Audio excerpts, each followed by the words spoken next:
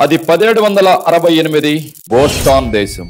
జంతువులు ఉన్నట్టుండి చనిపోతూ వచ్చాయి. ఎందుకు ఆ విధంగా జరుగుతుందో ఎవరికి అంతుపట్టలేదు. సడన్ గా ఉన్నట్టుండి ఎక్కడ చూసినా జంతువుల యొక్క కళేబరాలు. 1930 మెసొపొటేమియా రీజన్ లో ఒక మనిషికి వింతైన రోగం వచ్చింది. ఏంటని చూస్తే కేవలం సిమ్టమ్స్ మాత్రమే చూడగలుగుతున్నారు, కానీ అది ఏ డిసీజ్ అని కనిపెట్టలేకపోయారు. మళ్ళీ తిరిగి దాని గురించి మాట్లాడితే 1958లో సేమ్ సిమ్టమ్స్ ఉన్నటువంటి డిసీజ్ అని ఒక మనిషిలో చూడడం జరిగింది. మరి అతి కష్టం మీద దాన్ని ర్యాబీస్ అని కనుగొన్నారు. ఆ సమయంలో ఎక్కువగా వినపడినటువంటి మాట ర్యాబీస్ ర్యాబీస్ ర్యాబీస్. ఎక్కడ చూసినా కానీ గుండెల్లో పరుగులు, భయం. అయితే ఇప్పుడు మనము ర్యాబీస్ అంటే ఏంటి అనేటువంటి దాని గురించి మాట్లాడుతున్నాం.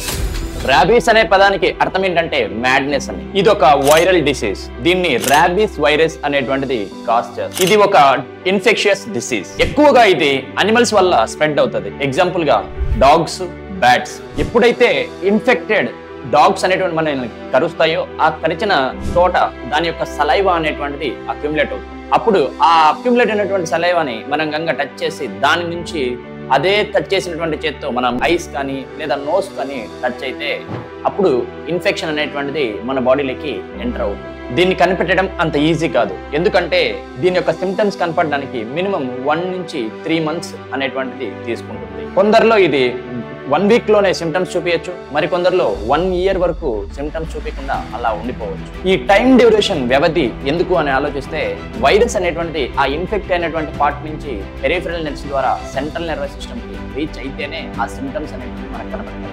ఇంకా సిమ్టమ్స్ విషయానికి వస్తే ఎర్లీగా మనకి ఫీవర్ అనేటువంటిది రావడం జరుగుతుంది. తర్వాత ఎక్కడైతే కరిచిందో అక్కడ అబ్నార్మల్ సెన్సేషన్ అనేటువంటిది గమనిస్తాము.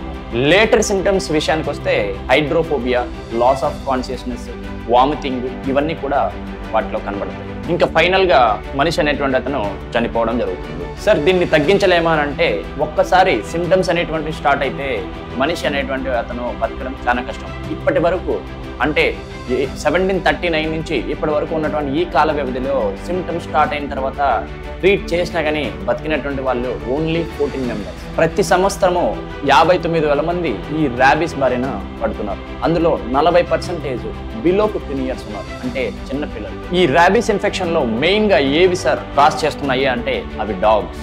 దీన్ని ఎలా నివారించాలి అని ఆలోచిస్తే మనకు బాగా తెలిసినటువంటి ఒక నానుడు ఉంది. అదేంటి? Prevention is better than cure. Cure చేయడం కంటే ముందుగానే దాన్ని ప్రివెంట్ చేయడం అనేటువంటిది ఎంతో ఆవశ్యకత అన్నట్టుగా ఇప్పుడు మనం కూడా ఏం చేయాలంటే ఇక్కడ ప్రివెంటివ్ మెజర్స్ అనేటువంటివి తీసుకోవాలి. ఆ ప్రివెంటివ్ మెజర్స్ లో ఫస్ట్ గా ఇమ్యునైజేషన్, అంటే ఏవైతే మనం పెంచుకుంటున్నటువంటి కుక్కలు ఉన్నాయో వాటికి ప్రాపర్ గా వ్యాక్సినేషన్ అనేటువంటిది చేపించాలి. సెకండ్ థింగ్ గా ఎడ్యుకేటింగ్ ద పీపుల్ ని ఎడ్యుకేట్ చేయాలి. అంటే ఈ ర్యాబీస్ అనేటువంటిది ఎంత డేంజరు అనేటువంటిది వాళ్ళకి తెలిస్తే ఆటోమేటిక్గా కుక్కల నుంచి వాళ్ళు జాగ్రత్తగా ఉంటారు. అండ్ థర్డ్ థింగ్ అంటే ప్రొటెక్షన్. చిన్నపిల్లల్ని అలా వీధుల్లోకి వితౌట్ ప్రొటెక్షన్ పంపించకూడదు. ఫైనల్ మెజర్మెంట్ ఏంటంటే immunisation of the infected person. ఇలాంటి మరెన్నో విషయాల కోసం మీరు Vedantu Telugu foundation 9th and 10th YouTube ఛానల్ని సబ్స్క్రైబ్ చేసుకోండి.